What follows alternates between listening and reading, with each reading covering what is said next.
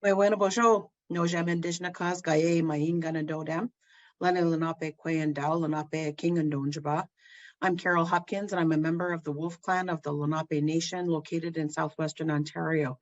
And this evening, I'm joining you from the unceded lands and continuously occupied lands of the Salish, Musqueam, and Tsleil-Waututh nations here on the West Coast. This evening, I'd like to share a few points with you.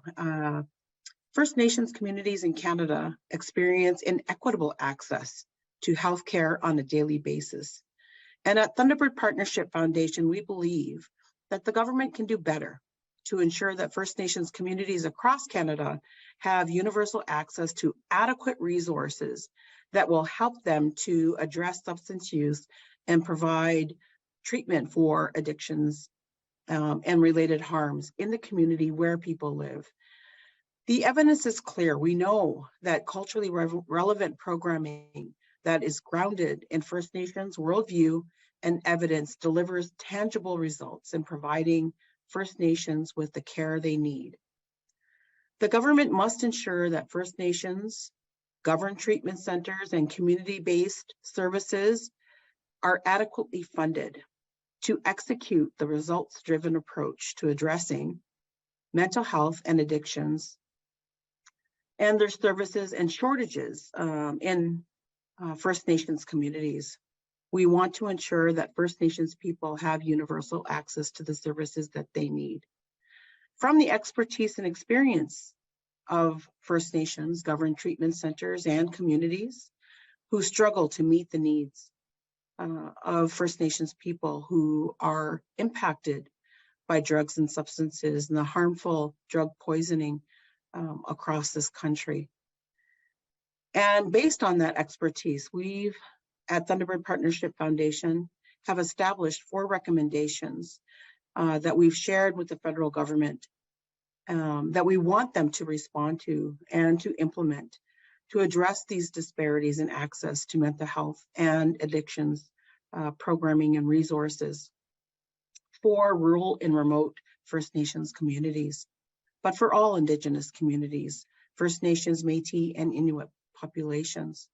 We've said to the government, you have to modernize the current funding formula because without that, we do not have equitable salaries for the addictions workforce in the National Native Alcohol and Drug Abuse Program or the National Youth Solvent Abuse Program.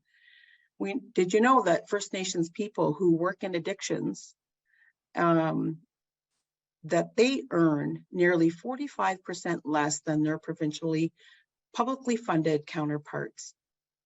45% less than an addictions worker who works off reserve.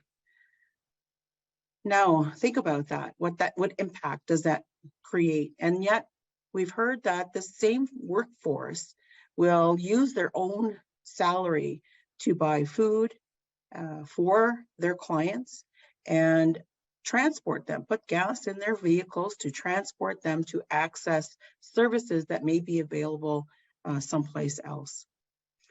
We've also said we have to develop and ensure measurable and tangible health indicators designed by First Nations people on existing and new federal health transfers to provinces and territories.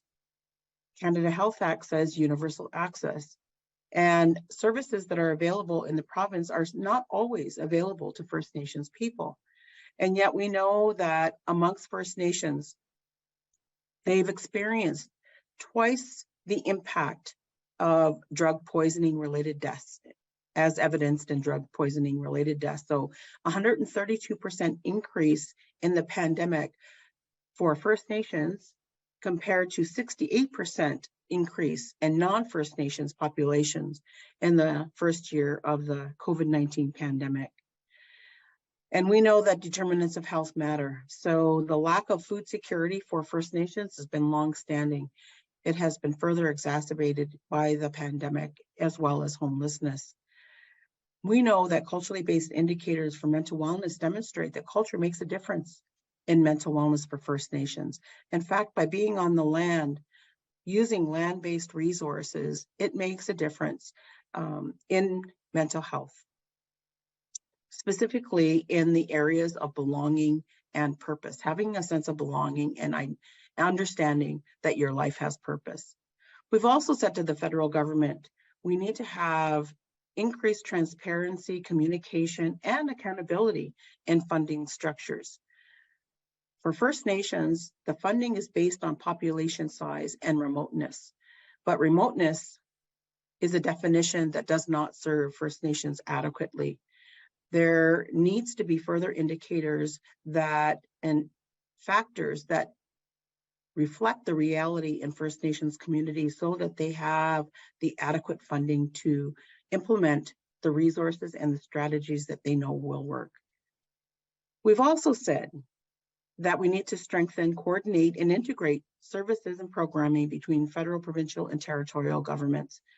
There's a popular belief that if you're First Nations, everything you need for health is located in First Nations communities, and that's just not true.